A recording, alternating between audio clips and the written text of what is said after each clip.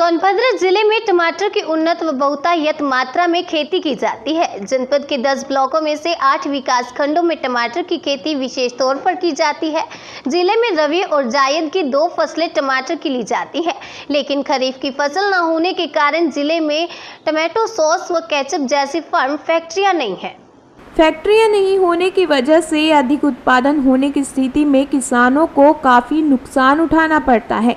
यहाँ तक कि रॉबर्ट्सगंज मंडी में टमाटर की कीमत 1 रुपये से 1.5 रुपये प्रति किलोग्राम तक हो जाती है। ऐसी परिस्थिति में किसान अपने टमाटर की फसल को खेतों में छोड़ देता है, क्योंकि टमाटर को तुड़वाने का खर्च भी नहीं निकल पाता है। फिर भी किसानों के द्वारा टमाटर की खेती की जाती है और यह टमाटर देश के विभिन्न हिस्सों में भेजने के साथ ही नेपाल, बांग्लादेश और पाकिस्तान तक भेजे जाते हैं।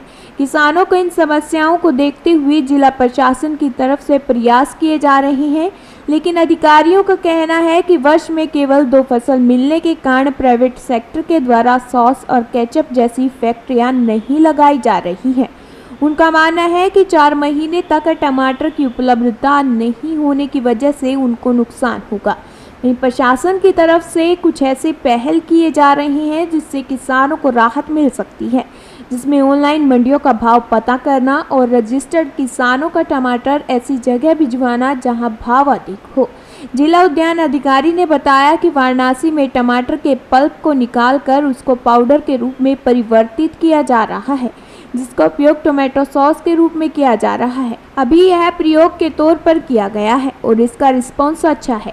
1 रुपये 50 पैसे तक कीमत गिर जाती है और यहाँ पे कोई इस तरह की इंडस्ट्री नहीं है जिससे टोमेटो सॉस या इस तरह की कोई व्यवस्था की जा सके। तो सर, इसको देखते हुए क्या प्रयास किया जा रहा है? सर, इसके लिए 2-3 प्रयास चल रहे हैं। एक तो सबसे महत्वपूर्ण ये है कि 29 जून को प्रधानमंत्री जी ने एक आत्मनिर्भर भारत योजना की शुरुआत की है, जिसके तहत 35% अनुदान पर असंगठित क्षेत्र के फूड प्रोसेसिंग से संबंधित उद्योगों को संगठित क्षेत्र में लाना है।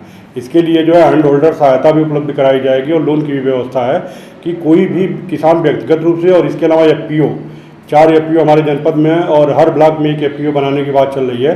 ये एफपीओ के माध्यम से इस तरह से संगठित उद्योग लगाने की बात चल रही है। एक विषय तो ये है।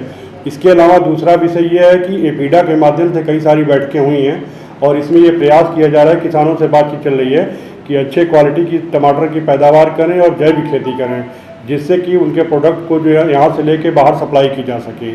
तीसरा महत्वपूर्ण विषय है कि बनारस में पल्प उद्योग लगा है, टमाटर का पल्प निकाल के उसे पाउडर फार्म में जो है बना करके उसकी सप्लाई, तो उसमें भी बात चल रही है।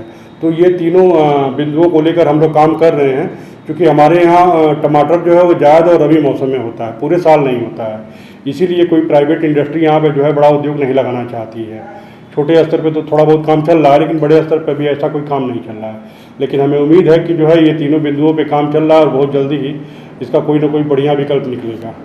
धन्यवाद सर। जिले में टमाटर की उन्नत खेती होने के कारण इसकी डिमांड देश के साथ ही विदेशों तक है, लेकिन किसानों को सुविधाएं नहीं मिलने के कारण स्थानीय मंडियों में औने पौने दामों पर किसान टमाटर बेचने को मजबूर होते हैं। यहाँ तक कि बाहर से भी आने वाले व्यापारी स्थानीय मंडियों के भाव के हिसाब से टमाटर खरीद कर ले आते हैं और ऊंचे दामों में बेचते हैं, जिससे किसानों को लाभ नहीं मिल पाता है।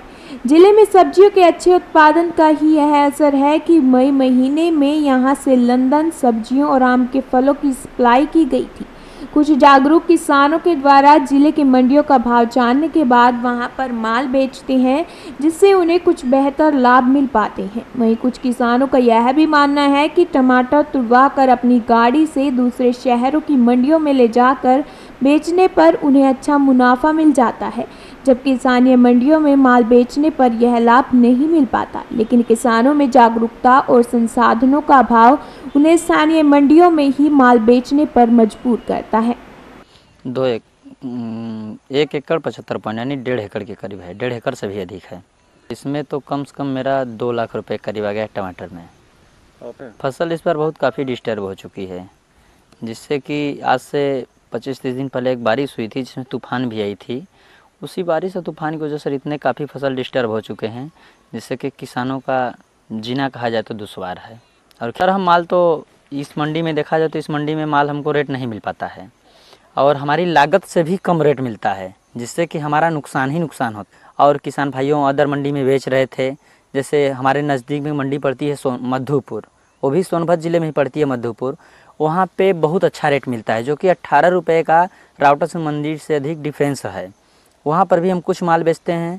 बाकी हमारे पास माल जब इकट्ठा होता है, ज़्यादा माल होता है, तो हम शाहीगंज, अकबरपुर, फरीदाबाद, बंगाल, इन सब मंडियों में ऐड कराते हैं और वहाँ पे ले जाके माल बेचते हैं। अपनी खुद की गाड़ी से बेचते हैं सर।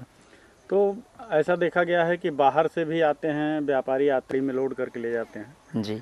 तो आपको ऐसी क्या आवश्यकता समझ में आती है कि आप अपने गाड़ी से माल को भेजते हैं? क्या फ़ायदा समझ में आता है? सर, जो बाहर के व्यापारी आते हैं उनका प्रपोजल क्या है कि वो आएंगे तो देखेंगे कि सोनभद्र की मंडी रेट क्या है।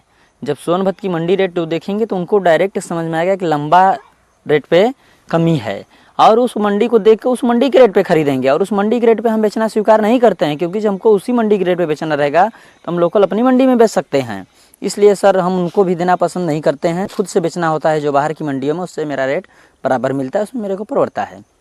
तो क्या वजह है कि दोनों मंडियों में इतना ज़्यादा अंतर? सर, राउटर्सगंज का जो है लेवल, वो सिर्फ राउटर्सगंज में जो लोग सब्जी बेच रहे हैं, वहाँ पे जो सोनकर जी लोग हैं, वो लोग ही खरीद के बेचते हैं। वहाँ पे बाहर के कोई व्यापारी नहीं आता है, चाहे वो शक्ति नगर हुआ, चाहे ओबरा हुआ, कहीं के व्यापारी नहीं आते हैं। आज शक्ति नगर, ओबरा का और अनपरा का भी व्यापारी देखा जाए तो मधुपुर जाता है खरीदने के लिए।